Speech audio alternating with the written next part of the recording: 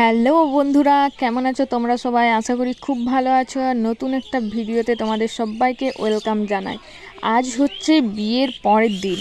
সকাল সকাল উঠে মুড়ি খাবার খেয়ে আমরা বেরিয়ে পড়লাম বইয়ের লৌহ আনতে, মানে হাতে যে লৌহটা আর কি দাদা পরাবে, তো সেটাই আর কি আনতে যাচ্ছি।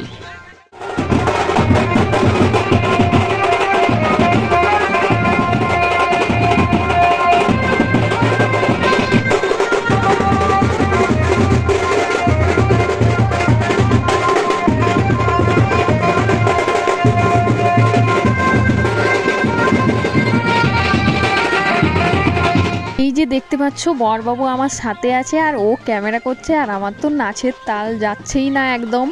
আমি হাতে মানে দিদিদেরকে আর কি নিয়ে আসতে হয় লৌহটা, তো দেন আমি তো যেহেতু বোন আছি তো আমাকেই নিয়ে আসতে হবে, আর আমার বিয়ে হয়ে গেছে তাই আমি নিয়ে আসছিলাম। আর দেখো ফাইনালি পৌঁছে গেছি। দেন ওখানকার ভিডিও আমি দেখাতে পারিনি, কারণ যাকে ফোনটা দিয়েছিলাম সে ওখানকার ভিডিও করেইনি, যদিও আমি করতাম, কিন্তু ওকে ফোনটা দিয়েছিলাম ও করতেই ভুলে গেছে। তো যাই হোক, এই দেখো এখানে আমাকে বলল যে লৌহটা তুই বাঁ হাতে করে দে, গোড়ার ভিতরে আর কি দিতে বলল। তো তোমরা অবশ্যই যারা বাঙালি তারা অবশ্যই জেনে থাকবে যে গোড়ার ভিতরে লৌহটা ফেলে দিয়ে সেই আর কি লৌহটা আর কি তুলে হাতে পরানো হয়। ছোট হয়ে গেছে।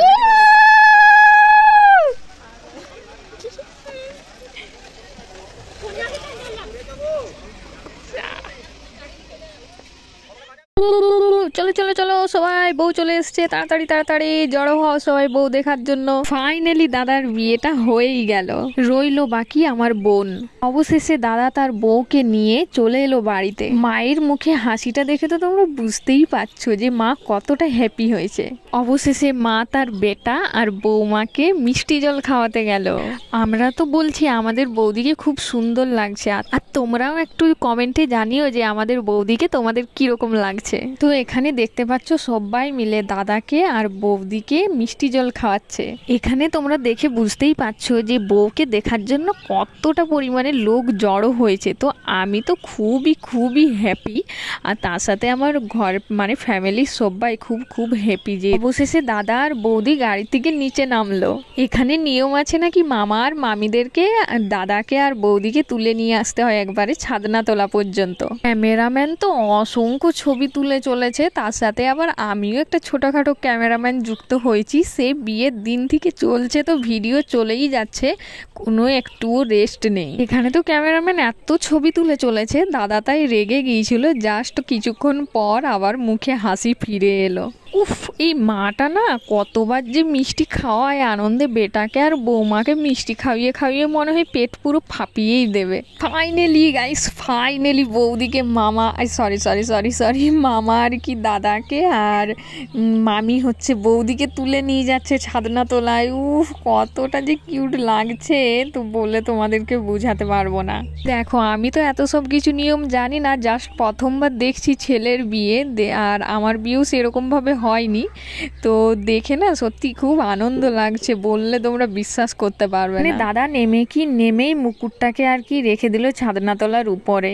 এরপর শুরু হবে বৌদির কঠিনতম শাস্তি, যেটা হলো এক গোড়া জল আর কি কোলে তুলে দিয়ে আর নামাবো না যতক্ষণ পর্যন্ত না তারা টাকা পয়সা দিচ্ছে। আর তোমরা কি একটা জানো, ওই গোড়ার ভিতরে পুরো এক গোড়া বালি আমি লুকিয়ে ঢেলে দিয়েছি। তোমরা হয়তো জানো না, ভিডিওর মাধ্যমে আমি বললাম। যখন বৌদি ভিডিওটা দেখবে তখন মনে মনে ভাববে কি ননদ পড়েছে রে বাবা, পুরো ডেঞ্জারাস ননদ। দেখো ভাই, অত সব কিছু জানি না, 5001 টাকা চাই তবেই গোড়া নামাবো, ব্যাস। বোন আর আমার জেদ, আমরা গোড়া তো কিছুতেই নামাবো না যতক্ষণ না টাকা হাতে না পাচ্ছি ততক্ষণ না। ফাইনালি কি আর করবো, পুচকা বৌদি আমাদের দেখেও একটু কষ্ট লাগছিল, তাই গোড়াটা নামিয়ে দিলাম। টাকার নাম তো দিলই না, টাকা পয়সা আমরা পেলাম না।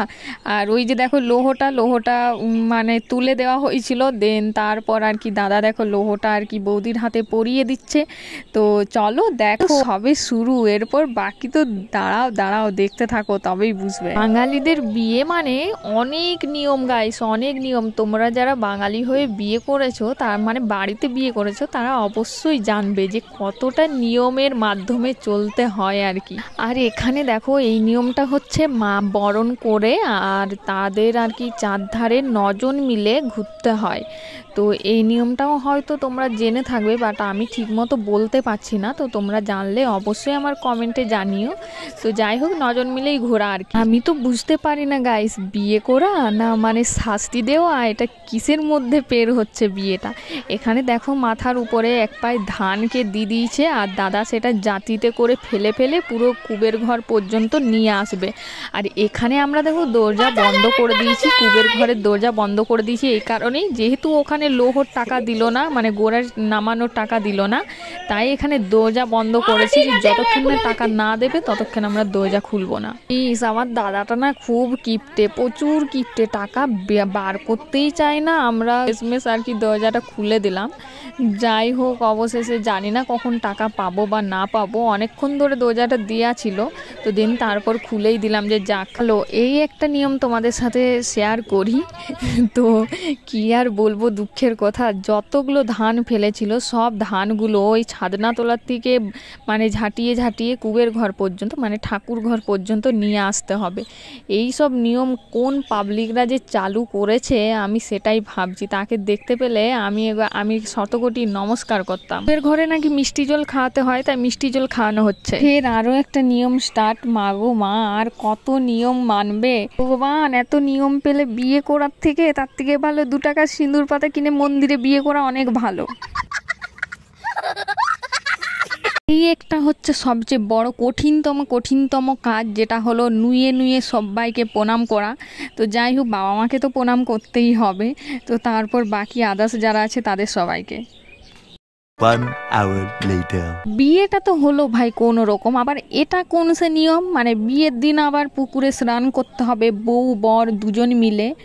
ভাই ভগবান, কত জ্বালা সইবো আমরা, কত জ্বালা সইবো। এখানে দেখো দাদা আর বৌদি পুরো পুকুরের মাঝে নেমে গেছে চান করার জন্য, আর আমরা এখানে দাঁড়িয়ে দাঁড়িয়ে ওদের স্নান করা দেখছি। বলো তোমরা, এটা অবশেষে পুকুরের ডুব মারা কমপ্লিট, এরপরে মাছ ধরার পালা। এখানে দাদা একটা মাছ ধরতে গিয়েছিল, মানে উপরে ভাসছিল, দেন তারপর আবার দেখলো যে মাছটা উপরে সত্যি সত্যিই ভেসে গেছে। তো এই দেখো এখানে দাদা ধরে নিয়ে এসছে, আর মাছটা দেখো অনেক বড় ছিল আর একটু হালকা জ্যান্ত ছিল। তো যাই হোক, কোনো রকম হয়তো আঘাত পেয়েছিল। আর দেখো এখানে ভাইকে দিতে যেয়ে পড়েই যাচ্ছিল, আবার চলে যাচ্ছে। স্নান কমপ্লিট করে আমরা চললাম খাওয়ার টেবিলে। অনেকক্ষণ থেকে হায়রান হয়ে হয়ে তারপর আবার এসছি খাবার খেতে। আর এখানে দেখো সবাই খেতে বসে গেছে, একমাত্র আমরাই ছিলাম যারা বোকার মতো আর কি বইয়ের পিছনে পিছনে ঘুরছিলাম আর নিয়মগুলো দেখছিলাম। আর আমাকে তো থাকতেই হতো, ছোটোখাটো ক্যামেরাম্যান। ওই দেখো বড় 6 hours later. এটা তো গাইস আরও একটা বড় ঝামেলা, মানে বিয়ের দিনে আর কি রিসেপশনের দিন সবাইকে, সব কুটুমদেরকে আর কি মিষ্টি দেওয়া হবে, মানে যারা বইয়ের বাড়ির থেকে আসবে তাদেরকে। আর এখানে দেখো, চলো তোমাদের রাতের ভিউটা দেখাই। অলরেডি আর কি দেখতে পাচ্ছ, এই সামনেরটা তো হয়তো তোমরা আগের ভিডিওতে দেখেছো। আর যেটা হলো, আমি একটা ছোট্ট ভাইকে ক্যামেরা করতে দিয়েছিলাম। তো যাই হোক, ও যেমন পেরেছে যেটুকু পেরেছে তুলেছে। আর এদিকে দেখো স্টল বসেছে আর কি, ফুচকা স্টল বসেছে আর কফি স্টল বসেছে। দেন তারপর ভিতর দিকে যাওয়ার পর দেখতে পাচ্ছ কতটা পুরো মেলার মতো লাগছে, তাই না? বলো তোমরাই বলো, মানে যেমন কত মেলা বসেছে আর কি পুরো প্যান্ডেল জুড়ে। আর এইদিকে দেখো পুরো প্যান্ডেলটা ভালোভাবে সাজানো হয়ে গেছে, কারণ কনে যাত্রীর লোক আসবে সবাই, একটু তো ভালোভাবে সাজানো গুছানো তো করতেই হবে। আর এখানে চেয়ার টেবিলগুলো দেখো সুন্দরভাবে সাজানো হয়ে গেছে, আর এখানে সবাই বসে গেছে। আর চলো তোমাদেরকে ছাদটাও শেয়ার করব, যে ছাদের আর কি বউ যেখানে বসে, তো সেই জায়গাটা কি রকম বানিয়েছে। তো তোমরা হয়তো বলবে দাদার বিয়ে খুব খুব এনজয় করলে, তো আমি বলবো যে না, বিয়ের দিন ভাই আমি এনজয় করেছি, কিন্তু বিয়ের পরের দিন আমি একটু এনজয় করতে পারিনি। আর আসল তো খেলা বাকি আছে, মানে ডিজে করেছিল, সেই নাচ ধুম ধাড়াক্কা নাচ সব পরের ভিডিও তোমরা দেখতে পাবে। এই ভিডিও আপাতত রিসেপশনেরটাই থাক, কারণ ভিডিওটা অনেক বড় হয়ে যাচ্ছে, তার জন্য ভাবলাম যে তোমাদের সাথে কি ডিজের আর কি ভিডিওটা পরের ভিডিওতে দেওয়াই ভালো। চলো, এখানে ছাদে দেখো ভাই আছে, ভাই ওপর থেকে আর কি সব কিছু দেখছে। আর এইদিকে তোমাদেরকে দেখায় আর কি রিসেপশনের এই যে পুরো প্যান্ডেলটা কীরকম সাজিয়েছে। এইদিকে দেখো বরবাবু বসে আছে, আর প্যান্ডেলের যেখানটায় বউ বসবে সেই জায়গাটা সত্যি খুব সুন্দর আর কি সুন্দরভাবে সাজানো হয়েছিল। দেখো, আমি রিসেপশনের দিন কেন বলছি যে আমার ভালো কাটেনি, কারণ এই সব এত সব সাজুগুজু করে তোমরাই বলো, যদি 180 বার যদি বাথরুমেই আমাকে ঢুকে বসে থাকতে হয়, তাহলে আমার মানে এনজয়টা আমি কখন করব মানুষের তো পেটের খারাপ থাকতেই পারে, তা বলে কি এই রিসেপশনের দিনেই এই পেট খারাপটা হতে হলো? তোমরাই বলো। এখানে দেখো কোনো রকম ছাদের উপর এসে 2-4টা ছবি তুলে বইয়ের সাথে দেখা করে তারপর আবার নিচে গেল। তোমরা হয়তো বলবে দিদি ডিজের ভিডিও কোথায়? আরে আসছে ওয়েট করো, এর পরের নেক্সট ভিডিওতেই তোমরা ধামাল, একবারে পুরো ধামাল ভিডিও দেখতে পাবে। আমাদের দুজনকার নাচ আর বাকি আদার্স যারা এসেছিল তাদের নাচ পুরো ঝেড়ে দিয়েছি একবারে। তোমরাই বলো, যদি আমি বাথরুমেই ঢুকে বসে থাকি তাহলে আমি খাবারটা খাবো কোথায় গাইস? আর বলো না, খাবার খেতে বসে না আমার যা ঝামেলাটাই হয়েছিল বলে বুঝাতে পারবো না। একমাত্র তারাই বুঝবে যাদের পেট খারাপ হয়, একমাত্র তারাই বুঝবে। তো এখানে দেখো অলরেডি সবাই আর কি খেতে বসে গেছে, আর আমার এইদিকে তো ঝামেলা শেষ নেই। মানে খাবার খেতে বসে আমাকে উঠে চলে যেতে হয়েছিল, এমন অবস্থা হয়েছিল, আমার শরীরটা একটু খারাপ হয়ে গিয়েছিল, আর কিছু না। আর এখানে দেখো প্রত্যেকটা মানুষ আর কি খাবার খেতে বসে গেছে। The next morning. তো পিসি কাঁদছে, কারণ অনেকদিন পর এসছে বাবা বাড়ি, তাও আবার 2 দিন থেকে আবার চলে যেতে হচ্ছে, যেহেতু গাড়িতে এসছিল। আর ওদের পিসির একটু পায়ে প্রবলেম আছে, তাই আর কি যেতে পারবে না বাসে, তাই গাড়িতে এসছিল, গাড়িতেই চলে গেল। এদিকে এই দেখো গাড়িতে বরবাবুও চলে গেল। আর এদিকে দেখো সবাই আর কি সবাইকে বিদায় জানাচ্ছে, টাটা জানাচ্ছে। দেখো সবাই একের পর এক সবাই বাড়ি চলে যাচ্ছে। এই 2 দিন সত্যি ঘর এত জমজমাট ছিল, মানে সবাই চলে যাওয়ার পর কতটা ফাঁকা লাগবে সেটা তোমরা মানে যাদের বিয়ে শাদী ঘর হয়েছে একমাত্র তারাই জানো।